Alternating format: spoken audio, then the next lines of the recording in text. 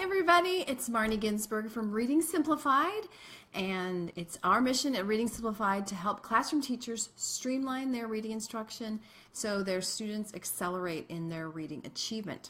And today we're starting a brand new series called Ask the Reading Coach. So many of you have been emailing me with your questions, and it's been very exciting connecting with you and sharing ideas, and I thought that you might be interested in hearing what some other teachers have asked and how I might respond as a reading specialist.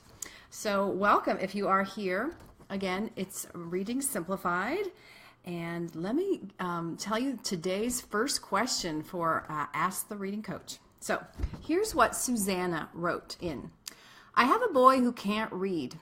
He's in the third grade, but his reading level is at the first grade in 6 months level. So he's 2 years behind almost. He struggles with letters and sounds. He forgets them or mixes them. I'm trying different techniques to help his phonemic awareness. He is learning and improving very slowly, but I would like to learn a way to help him remember and gain his fluency in his reading. So that's the question from Susana. And what would I say? Well, first of all, she's so smart to be targeting his phonemic awareness and working on that activity. If he's has that big of a gap, he's at third grade, he's functioning like a first grader, almost inevitably it means he has poor phonemic awareness, poor ability to process individual sounds and words. So if he hears the word struck, he probably can't hear st or k as separate sounds, each separate. And so that is his major block in accessing the code. So she's so right to zero in on it.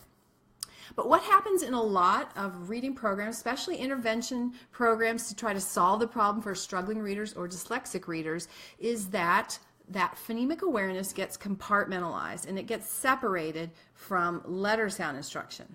And that gets separated or compartmentalized from reading instruction and when you read words in connected text. And so what happens for many students who are struggling with how to process sounds and how to access the code, everything is compartmentalized in their brain, or the connections in their brain are sort of loose, maybe a little bit connected, but it's just not as tight as it is for a good reader. So I have two activities that are really vital in breaking through this problem and solving them quickly. And let me tell you exactly what's going on in the student's brain if they are ready for reading and if they're doing a good job in reading. Well, let's just imagine that it represents, I'm not a very good artist, but this is an ear. And so does the student hear each sound individually? Let's see if I can get a little better lighting. Sorry about that, you guys. So can the student hear the sounds in the word mop, each one separately? P. So this is how the student is maybe representing it in the brain. Let's think about all these things together as representations in the brain and think about them as linking neurons, really, pathways in the brain. So is this linked, this sound idea of how words are constructed, is it linked with how they look? The visual part. So this is the auditory, having to do with the ears and processing sound, and this is the visual, the eyes. So when the student sees the word mop, she sees M-O-P, the letters. But does she connect that with that phonemic properties of each sound being P? And then this would be like the concept of the word, the vocabulary meaning, the semantics, if you will. So all these need to be connected. Does the student when she or he hears the word or sees the word mop, does she think mop? And most students who struggle with reading have no trouble with the concept of a mop and the vocabulary that's surrounding it, especially at the beginning reading level. And many of them can even memorize a good number. Oh, I just erased my word. Many of them can remember a good number of visual patterns and memorize several hundreds words maybe. But those who do struggle often lack this connection or the depth of this connection. So that's why I drew those lines as dotted lines. They should be very tightly connected. They should not be dotted lines. They should be connected All this should be tightly connected in the student's brain. That the sounds, each sound is individually heard that maps onto these individual visual array, and that maps on very tightly to the meaning or the semantics, the idea represented by the word mop. And so we're aiming to get these connections to be tight. Notice in the picture, it kind of looks integrated. It's all one. If we think about it like this, it would be enmeshed in the brain. The neural pathways are tightly connected. But what's happening for this student that Susana asked me about in the question is probably very loose connections. This is probably, from my experience with working with struggling readers at this grade level, this is probably all he can represent in his, or that he captures. He may be able to remember or understand the visual array, but he doesn't get that mop actually has 3 sounds, p. He probably only notices the first sound. Okay, so this is the underlying reason that he's struggling. He doesn't have sound symbol mapping. In his brain, he doesn't see how those things connect. And so it's our job to help him access that. And instead of accessing it through isolated phonemic awareness activities, for instance, okay, I'm thinking of a word like mop. What do you hear at the beginning of mop? Instead of doing it in isolation and orally only, what I recommend is an activity called Switch It, which helps make these linkages very explicit. And it's simple, but it's very powerful. So one way you can do it is with a file folder and these little Post-its. So you ask the student to build a word. Let's build the word mop. Okay, so the student pulls this down, and each time he says this sound in isolation. Excuse me while I get my p. There we go. So first the student builds the word mop, and now you do the switch it activity. Okay, so we've got mop. Now let's switch it to map. Like I did have a mop, like I cleaned the floors, but let's switch it to map. Like I use a map to find out how to get to California. What are we going to switch? We have map. And we want, we have mop, and we want map. What I'm doing is exaggerating and elongating the target, giving him also the visual cue. So eventually he will pick up on the fact that the ah is what needs to be removed, and the ah is what needs to be put in its place. Aha, let's see if you got it right. What sounds you have? And he should say, app, and the word is map. Okay, but we're not just going to switch the center or the medial vowel. We're going to switch every position, okay? Because that's going to really challenge the student's phonemic awareness. You have the word map. Now let's switch it to cap, like I wear a cap on my head. We have map, switch it to cap. Okay, so he pulls that off and he puts this here. But she says he is mixing letters and sounds. So what if he didn't put in cap, but what if he put in this? Because he doesn't have his letter sounds right. That's okay, because here you are. This is a great opportunity to teach him. Well, you tell him what he did. You actually made rap. We need cap. What's that first sound that you hear when I say cap? What do you hear right here when I say cap? So you exaggerate it and articulate it and try not to spit on him. And then if he can't figure out that it's k, you help him with k. And then you help him figure out which one of these. So it's not this one. Maybe I just go straight in and tell him, well, this is k. So in the context of this word, a real word, which we've already defined, it's a cap like you wear on your head, making those connections like we had earlier, everything connected, meaning, visual, and auditory. I point out, oh, this is k. So in this context, he learns it. Okay, so let's check to see what sounds you have in the word cap. K, a, p. We've changed 2 positions in the word. Let's change the last one. Okay, so we have cap, like I put the cap on my head, but now I want to switch it to cat. Like I am looking forward to getting a new cat.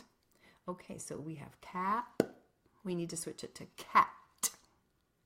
All right, which one of these should we switch it to? And hopefully he can figure out that this is what needs to go away and this is what needs to come here, and he should say t, and he should check it, k-a-t, cat. So this is switch it, and this will definitely help our student who is being worked with by Susana, who sent in the question. So if you're just tuning in, I was asked this question about how to help a third grade boy who's reading at the first grade level, and he struggles with letters and sounds. He forgets them or mixes them, and she's trying different techniques with phonemic awareness. He's moving slowly. So I was trying to make a case that he does need phonemic awareness instruction, but if we do it in integrated way where everything is connected, his ability to hear each sound, the auditory cue, if that's connected with the visual cue and that's connected with the semantic or the meaning cue, these things will start to make more sense for him. So doing it in isolation is much less efficient than doing it doing all those activities together all in one. Did you see what was happening with Switch It? We were using real words. We were defining them in sentences, so the semantics meanings was really clear. We were segmenting and manipulating phonemically, so those are two different phonemic awareness tasks, which are challenging, especially the phonemic awareness manipulation. And we were also looking at them, so we were seeing them. We weren't just doing this orally. Let's change cat to caught. Which sound would be different? This would be all oral without any kind of, much visual cue. If I do the fingers, I'm giving a little visual cue. So switch it would be one thing I would recommend to Susana to try. If she can start with the CVC and work in all the short vowels, and he's successful with that, then she should go to the next level, which would be CVCC or even CCVC, like a CVCC word would be help or fast, and then the harder phonemic level word would be for like CCVC, might be stop or flag. So she could have him switch one sound at a time, segmenting, manipulating, learning the letter sounds, all in an integrated way. So in his brain, he gets how our code works. And this is really how it works, that each phoneme individually is mapped onto one individual letter, or maybe a couple of letters. Here, let me give you an example. Okay, so there we have the word show. Okay, it's 4 letters, but if we were to map it phonemically, it would just be 2 sounds. Sh-o.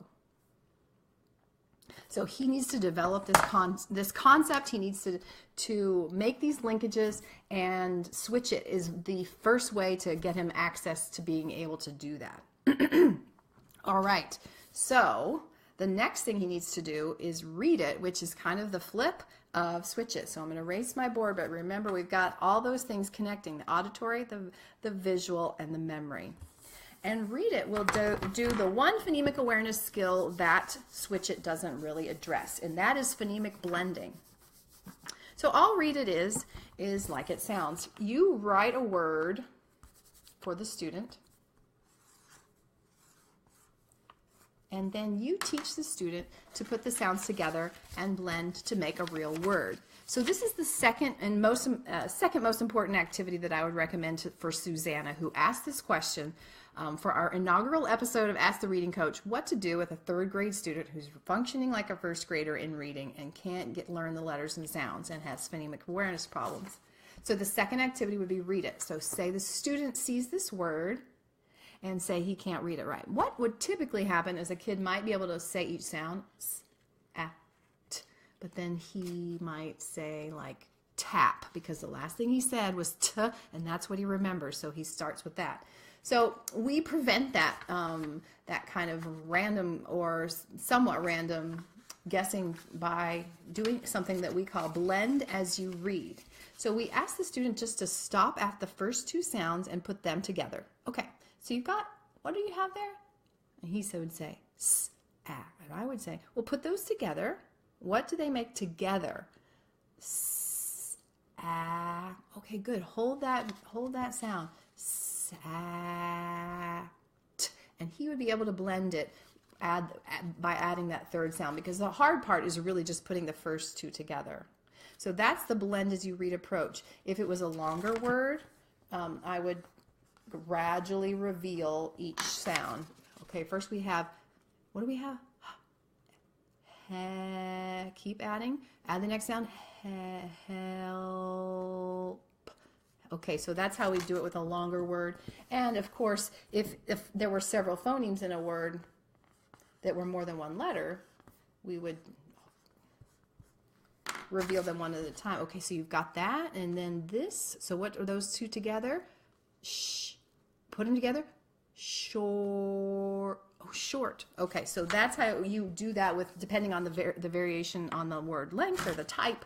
But read it is not just over after the student reads it. The next part is to reverse the process and help him, again, make those connections between sound and symbol, between encoding and decoding, and so everything in the brain gets a lot more tightly connected. So he would then say the word sat as he wrote the word sat, and he would say each sound separately.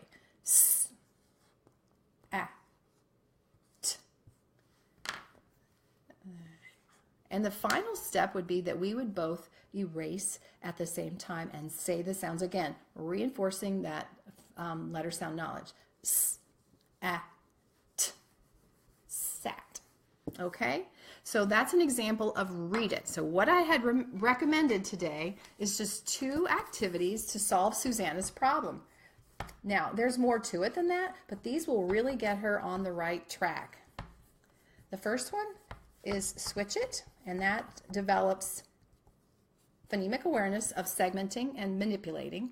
It develops letter sound knowledge, and it establishes how our code works, left to right, and sound symbol matching.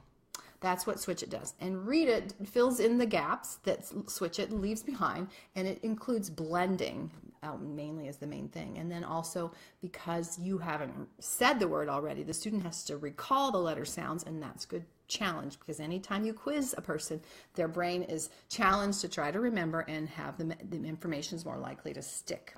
And then the final thing that would help this young student boost himself from a first grade reader to make closer to a third grade reader would just to be read, with her help, read mostly decodable texts. Now, I don't mean 100% decodable, but mostly decodable for a little while, just long enough for him to start getting sound symbol connections. So that would be the third tip. And she wouldn't need to do much more than that, and she would see that all of his problems would start to disappear. So he would become able to decode, and he would actually start to be a better speller.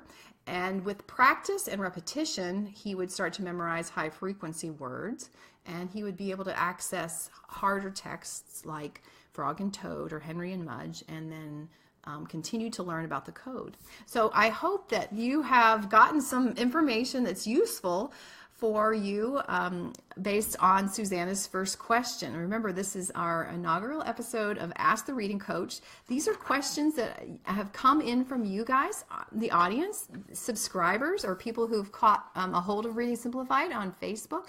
So if you have a question, I would love to try to answer it, and if you stump me, that's even more cool.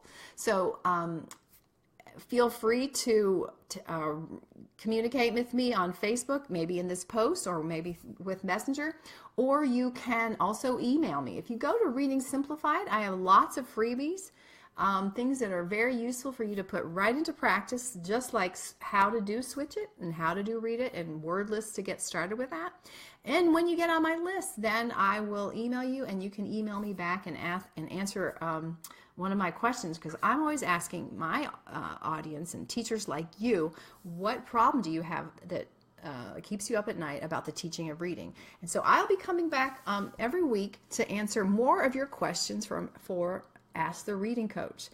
And if you thought that this was helpful, maybe you already know some of this information, but you think it could be helpful to some of your colleagues, I encourage you to tag them or to share this post, okay? And the other thing is that I will be doing is I will be putting a link in this post and as soon as we hang up, and I will let you know where you can find more information about Switch It and where you can find more information about Read It, and as well as some freebies like I promised, like what are the exact steps, what are words that you could use, how to get started, and tips for giving good feedback. So again, thanks for being here for Ask the Reading Coach, episode number 1. I'm Marnie Ginsberg from Reading Simplified, and please ask me some questions because it's not much of a show if there's no questions. Thank you.